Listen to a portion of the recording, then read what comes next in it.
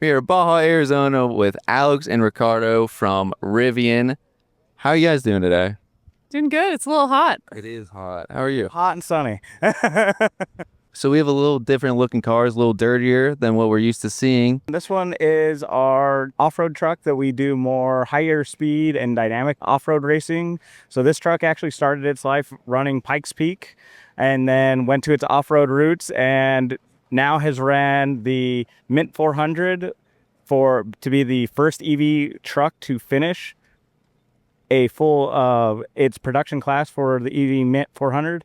And then we did the Cali 300 the same year. And then this year we actually did the Mint 400 again, and we're able to do twice as many laps because we got the organizers to change the rules for us a little bit and push the bounds for the new EV class. And actually in that race, Alex was our co-driver for one of our laps. Co-driver. So what does that even mean? What does that even mean? So that means I was in the right seat for my driver, and I had the Garmin in front of me telling me when, the turns were coming up. And it was really important. This is a race for speed. And I mean, we were hitting max speeds of 128 miles an hour. It's really important to know when that corner's coming up and to tell your driver when to slow down. So for me, it was, communicating that. Is it a hard left? Is it a shallow left, sharp right? And also let them know when the checkpoints are coming up, because we have to be in a certain boundary to get those checkpoints and make sure we don't get penalties. Oh, okay. Wow. What other type of cars or trucks did you race against? So in this, we were the only EV in our class because we were the stock production class, but there was a EV Chevy Silverado in the open production. So they were able to make a few more modifications. But that red vehicle over there, that competed in the Rebelle Rally, and we were up against 65 other teams that were actually a mix of ICE vehicles and EVs. How did that car do? We did pretty good. I actually won that with my partner. Yeah. So you're champion. We are a champion, and that was really fun because both of these vehicles are actually stock, all performance-wise. Our battery, suspension, and powertrain is all stock. So we were able to actually demonstrate what these vehicles can do just with the same trucks that are in our customers' driveways. That vehicle actually competed in the Rebelle Rally, which is a all-women's race. So every single competitor is a woman.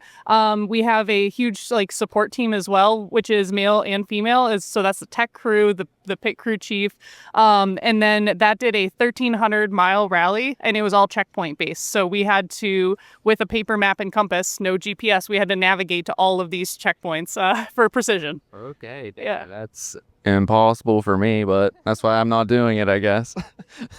So these are just your stock cars. So if I buy a Rivian truck, this is what I would get.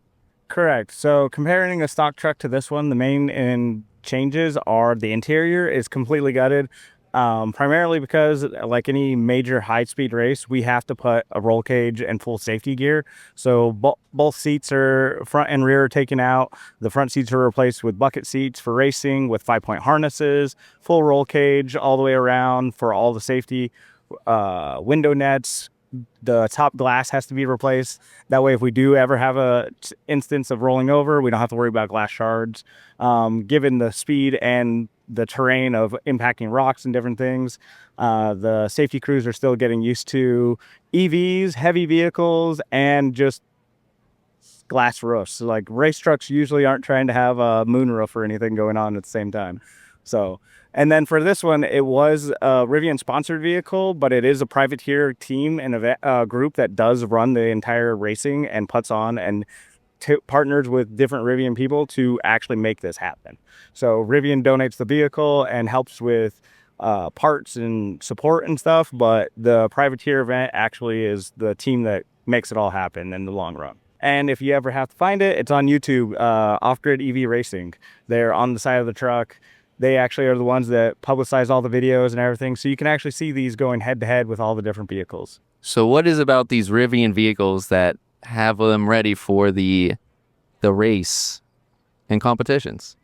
One of the biggest benefits is they are already set up for a wide variety of different environments and things. They are designed for everyday road use all the way to driving through winter snow and through off-roading in Moab, dunes in Glamis, with the suspension being airbags in all four corners. You can actually go from this height down to a very low vehicle for aerodynamics and control, but then have the ground clearance just by a push of a button. So having that type of control, the 4 motors giving you that much power and torque constantly, and then just the constant testing and durability cycles that Rivian has done to make the concern of impacting something or having to run it through some of these testing, it's not a concern. Where most production cars are getting some sort of modification, whether it be cooling, suspension, we haven't had to do it, which is really nice. And then as the champion driver, is there anything you'd like to add? So in the Rebelle Rally, it's not really a race for speed. You're, like I said, you're trying to get precision and hit that bullseye of the checkpoint. But for us, it was such an advantage having that much power under our wheels. We were able to get to the checkpoints that much faster and then use that extra time to triangulate and, you know, get closer to that bullseye. And we actually have a pretty stock interior on the Rebelle Rally vehicle, unlike the one that has the roll cage and gutted interior here. So it was also extremely comfortable because this is a 10-day endurance rally, and we see heat in Glamis upwards of 110 degrees, and we have really nice, luxurious, cooled seats. So it's pretty nice for a race vehicle. That is nice. So 10-day endurance, do you like just camp out or is it nonstop?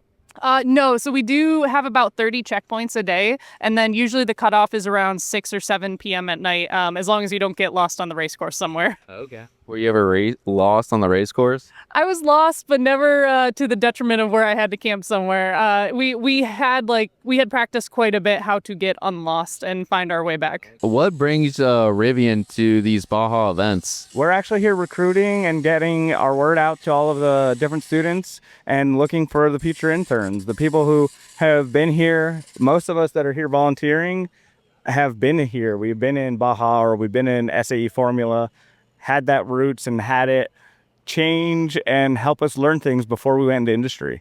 We're looking for the same people, the people that are here putting in that extra time and commitment, showing that they have passion and a drive to do this. So Were you on a team?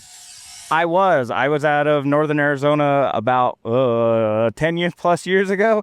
And I did SAE Baja for 2 years competing. So What about you? Were you on a team? Yeah, I was on the University of Michigan Formula SAE team. So Is that why you're the driver, the racer? I don't think so. I was not the driver on the Formula team.